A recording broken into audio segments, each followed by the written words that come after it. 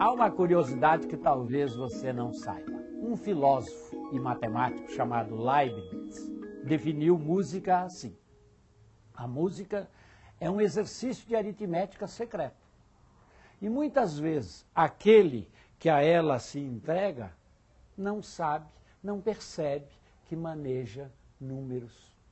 Se nós recuamos, digamos, alguns milhares de anos, talvez vamos encontrar um homem na caverna que pintou lá um bisão, pintou um bicho qualquer. Talvez seja a primeira manifestação da arte. E qual foi a primeira manifestação da ciência?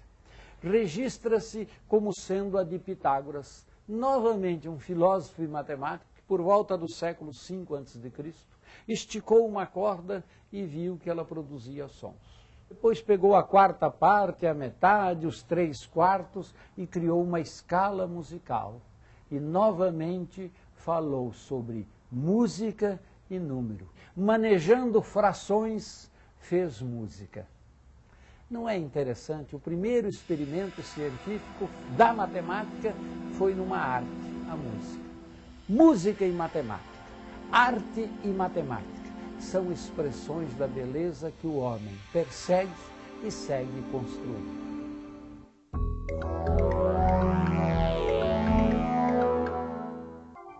A música é, sem dúvida nenhuma, a arte mais popular do planeta. Mas o que pouca gente sabe é que por trás de um chorinho ou de uma complexa sinfonia de Villa-Lobos, existem relações matemáticas muito simples que ajudam a formar, ao lado do talento dos homens, o edifício sonoro da nossa música.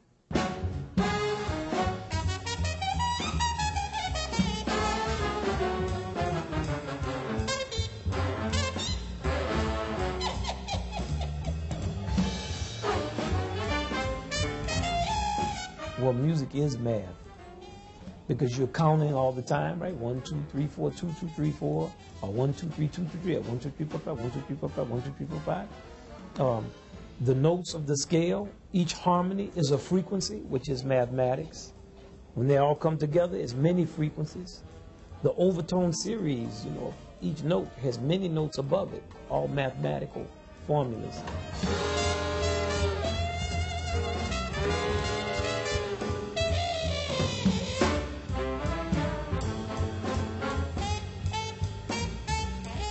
The spatial layout of music, like, is the music 32 bars or is it 400 bars? It's like geometry. Many different type of music. When you talk about a groove, like the samba groove, many different rhythms against one another. It's like math. Each rhythm represents a number and how the numbers interlock. So music is math.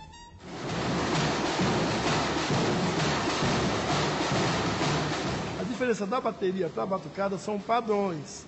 E conforme a execução desses padrões, você muda todo o conteúdo da bateria.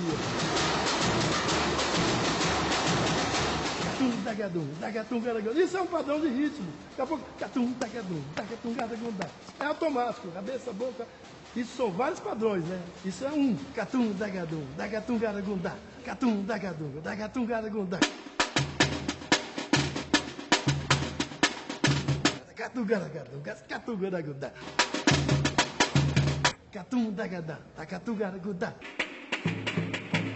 Batucada é infinita. Batucada se bate na porta, bate na barriga, bate na mão, bate no pé.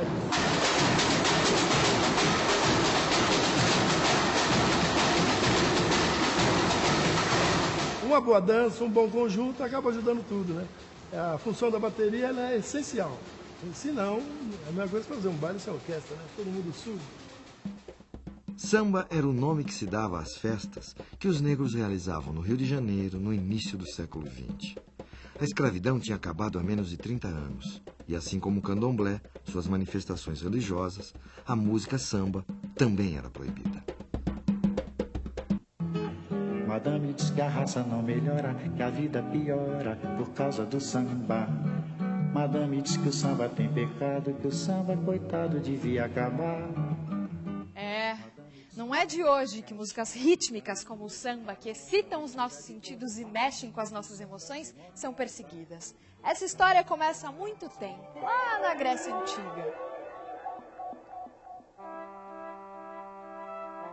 O filósofo e matemático Pitágoras imaginou que as 7 esferas, os planetas que giravam, como se pensava na época, ao redor da Terra, produziam a música das esferas. Essa música não poderia ser ouvida pelos humanos simplesmente porque ela era a própria música da vida, que nós ouvíamos desde o nascimento. Assim como um ferreiro deixa de ouvir o som da sua bigorna, não ouvíamos essa melodia celestial.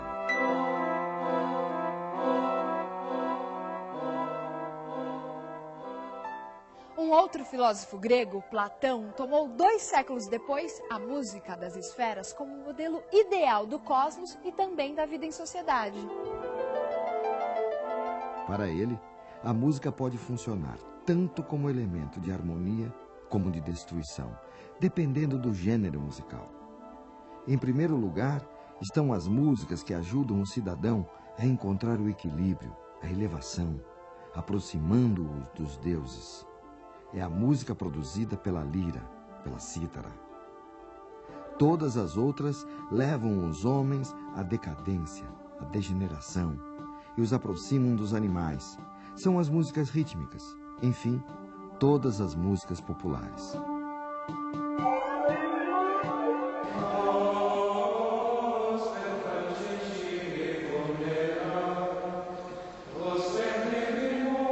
Em linhas gerais, a gente podia dizer que o canto gregoriano, ele é, antes, acima de tudo, palavra cantada, não é? E não qualquer palavra, palavra de Deus cantada. Todos os textos que o canto gregoriano usa são, via de regra, extraídos ou, diretamente ou inspirados nas Sagradas Escrituras, né? Tanto no Antigo quanto no Novo Testamento.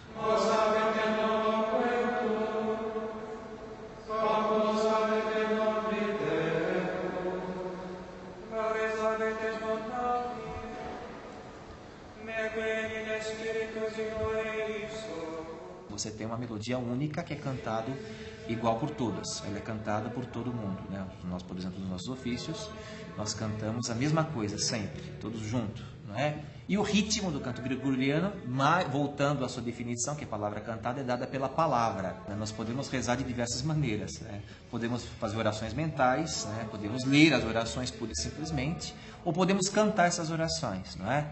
Então, nós vemos no canto uma forma mais perfeita, por assim dizer, de orar.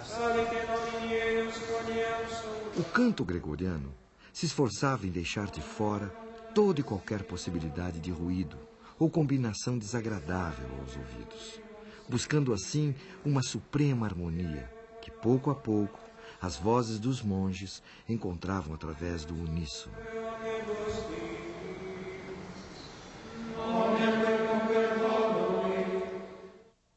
A descoberta das relações matemáticas entre os sons nos explicam que notas ou intervalos são esses que reconhecemos como ruídos. Todo som é, na verdade, uma onda sonora que se propaga no ar em uma determinada frequência, uma pulsação. Dá uma olhada.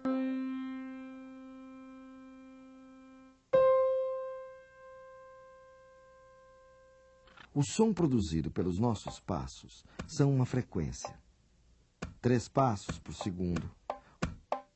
4 passos por segundo, 5 passos por segundo e assim por diante. Se pudéssemos ouvir 440 passos em 1 segundo, teríamos este som. Esta é a nota Lá.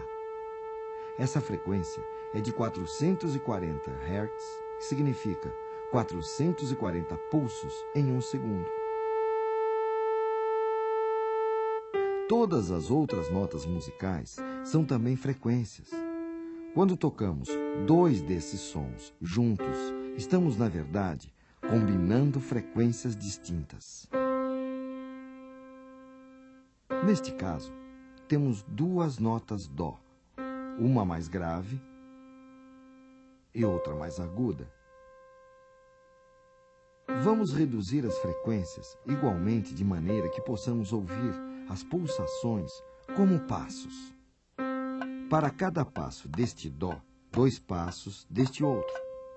Portanto, uma mesma nota, mais grave e mais aguda, tem uma relação matemática de 1 para 2.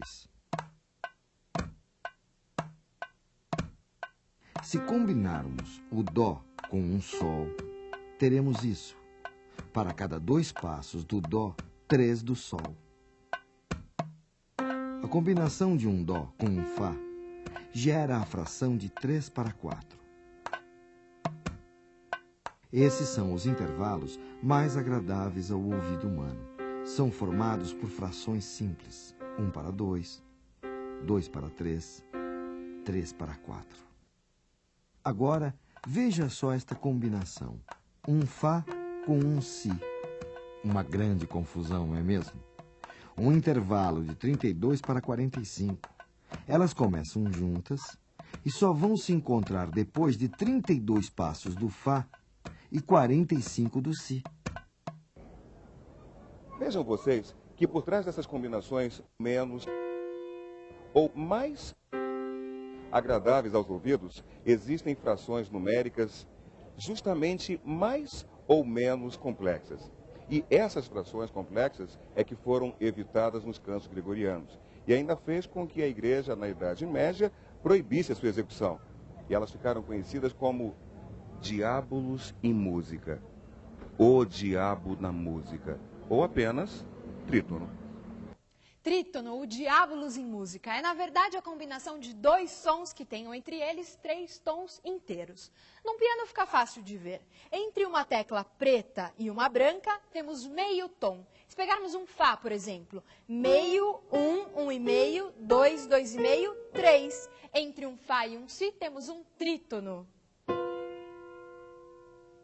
Para entender isso melhor, teremos que dar um novo passeio pelo mundo grego e conhecer um pouco mais o trabalho do filósofo e matemático Pitágoras. Mas isso no próximo bloco.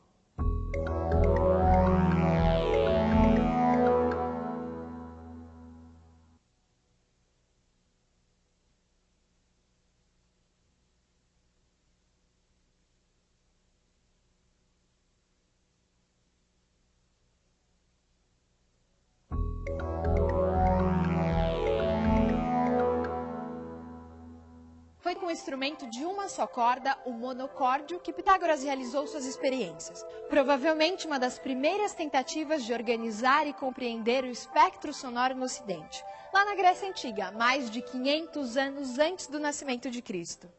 Pitágoras percebeu que o som produzido por uma corda esticada e pela sua metade eram reconhecidos pelos nossos ouvidos como sendo o mesmo som, mais grave e mais agudo. É como se ele fosse produzido por um homem. Ou por uma mulher ou criança. Mas ao fazermos vibrar uma terça parte dessa corda, um novo som aparecia. Tocados simultaneamente, esses sons produziam uma agradável combinação ao ouvido humano. Dividindo sucessivamente essa corda em sua quarta parte, quinta, sexta e assim por diante, Pitágoras foi organizando matematicamente o espectro sonoro e encontrando as relações matemáticas existentes entre os sons das muitas escalas, das mais diversas regiões e épocas da civilização grega. Muito provavelmente foi partindo de um raciocínio semelhante que nasceram as escalas musicais em outras culturas. Se o som produzido por uma corda e o som produzido por essa corda, reduzida a uma terça parte, produzem uma combinação agradável, o que aconteceria se, repetindo o mesmo raciocínio, também dividíssemos esta corda que produz esse novo som em 3? Um novo som surgirá, que combina perfeitamente com esse segundo e também com o primeiro. E foi provavelmente assim que há muitos séculos atrás, algum músico chinês, colecionando sons a partir das sucessivas divisões do som original, começou a criar uma escala musical, até que ele se deparasse com o 6º som produzido por essas sucessivas divisões.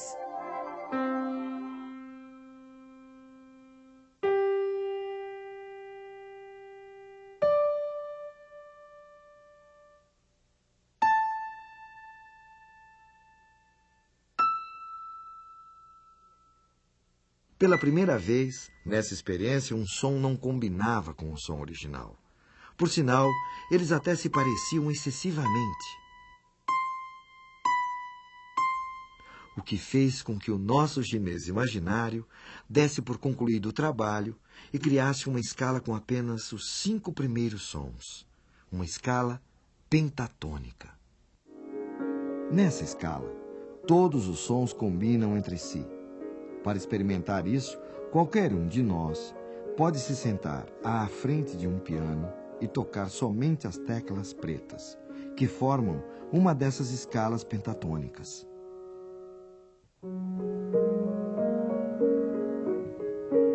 A escala pentatônica é a escala da música oriental, especialmente da música chinesa, japonesa e dos hindus. E é uma escala onde todos os tons têm uma relação matemática idêntica entre si. E isso provoca um sentimento de harmonia, de igualdade, que é um sentimento também da civilização chinesa, da arte chinesa como um todo.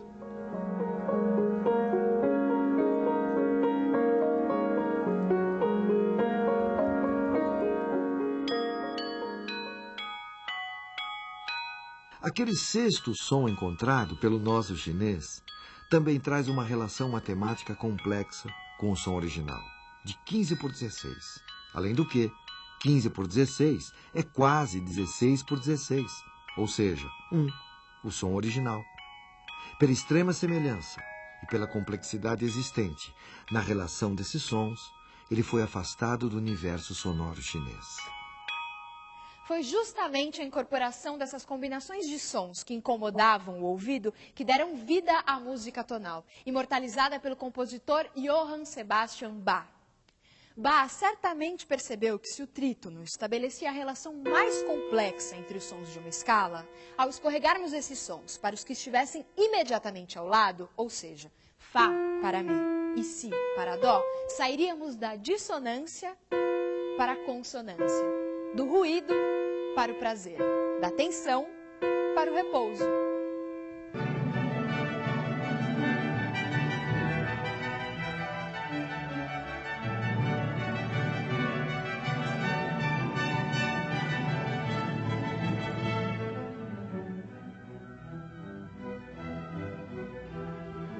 Bach, na prática, procurou unificar todos os conhecimentos que ele obteve a partir dos compositores franceses, italianos e dos alemães, gerando uma espécie de sistema lógico de composição.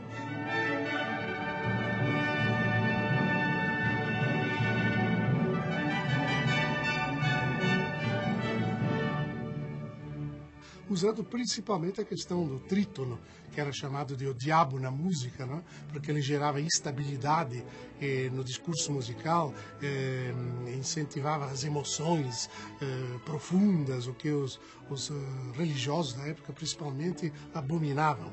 E ele trabalhava com o trítono para gerar instabilidade musical, portanto tensão musical, e com as melodias para gerar a parte estática da música, a parte contemplativa.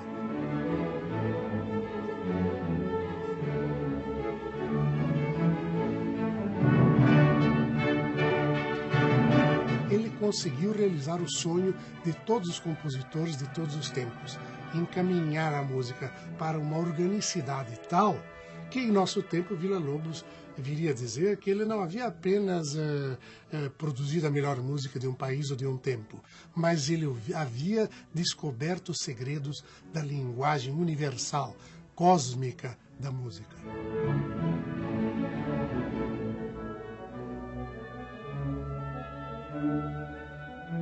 Meu caro amigo, eu sempre tenho prazer quando eu faço uma coisa que tem prazer.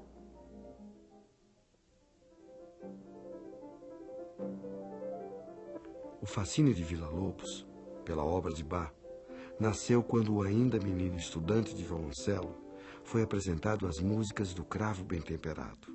Anos mais tarde, Villa compõe as suas Bachianas Brasileiras, que teve a obra de Bach, ao mesmo tempo como fonte de inspiração e alvo de homenagem.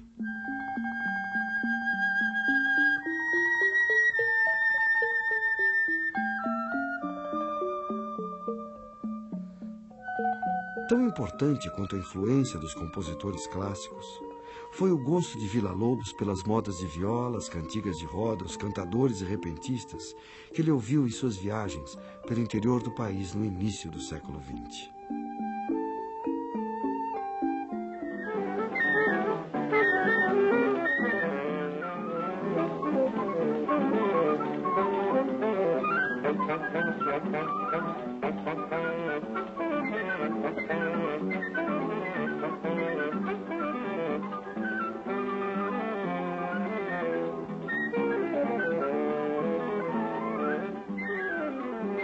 Villa-Lobos se inspirou também na música praticada nas ruas e praças do Rio de Janeiro, compostas e executadas pelos chorões, músicos populares que tocavam nos bares ou em festas da cidade.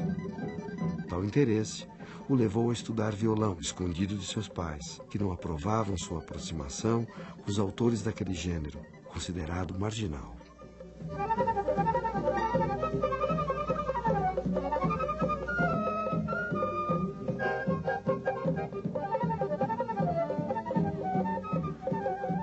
Villa-Lobos imortalizou e elevou o choro à categoria dos grandes gêneros da música mundial, ao compor um ciclo de 14 obras intitulado Choros. São uma nova forma musical, onde aquela música urbana se mescla a modernas técnicas de composição erudita.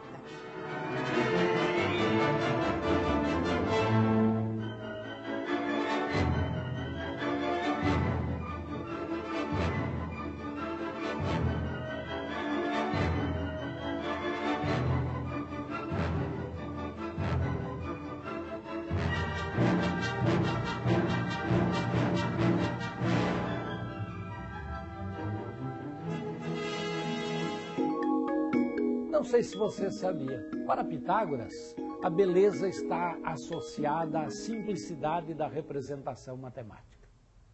Por exemplo, o cubo era para Pitágoras a expressão a 3 dimensões mais bonita que ele podia conceber. Já no plano, o círculo e a sua harmonia era o que havia de mais belo. Ele gostou tanto dessa sua ideia que chegou a dizer: tudo é número. Isto é, ele queria dizer que todas as relações possíveis podiam ser expressas por uma relação matemática. E quanto mais simples fosse essa relação, mais bela seria esta expressão. Realmente, se nós olharmos bem as relações em diversas ciências, elas são tão mais belas quando a expressão matemática que as exprime é simples, singela, objetiva, fácil de entender. Não sei se ele tinha razão em dizer tudo é número, mas uma coisa nós não temos dúvida. Em se tratando da música, quando fala da harmonia, da beleza, ele andou bem perto.